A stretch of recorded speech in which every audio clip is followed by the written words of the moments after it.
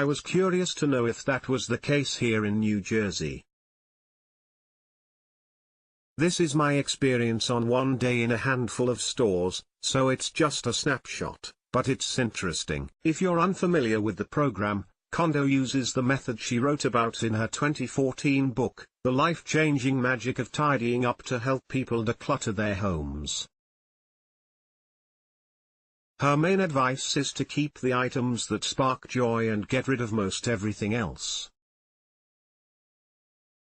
I read the book more than a year ago, but I didn't put what she calls the KonMari method into practice in my home. I may consider it at some point, but today wasn't about tidying up.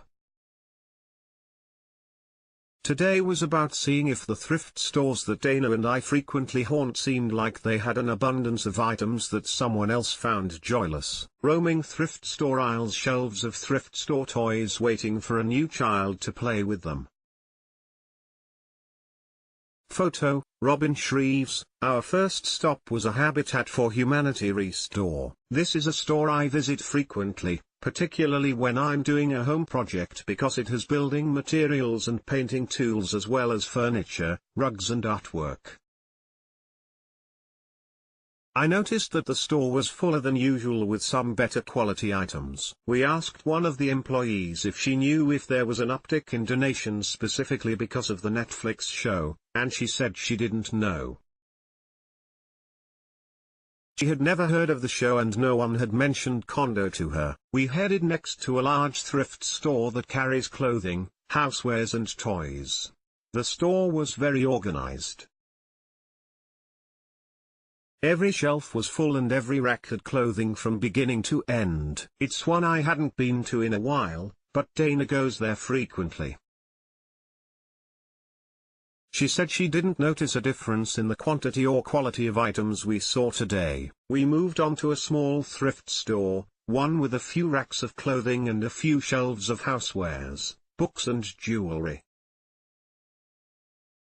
It was full, but no more than usual. Finally, we went to a Goodwill store that recently opened.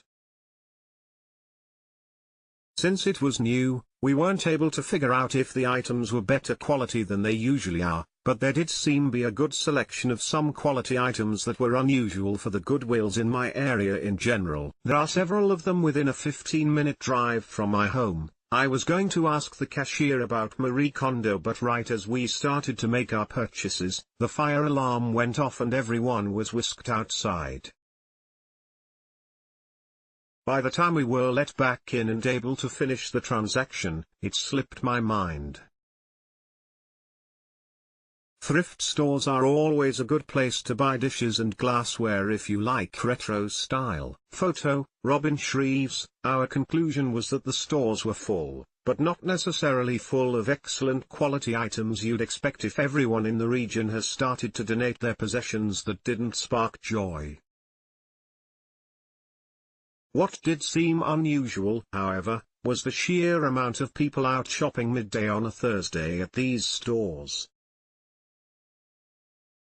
Granted, I tend to thrift on the weekends, but the stores were incredibly busy. I wish I had the nerve to just call out, "Is anyone here?" because they read that the thrift stores have an abundance of good things because of the Marie Kondo Netflix show.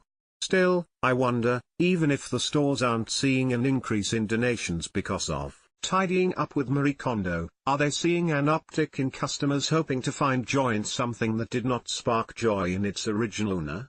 If people are choosing to buy used instead of new because of the show, it's a win either way. Editor's note: this article has been updated since it was originally published in January 2019.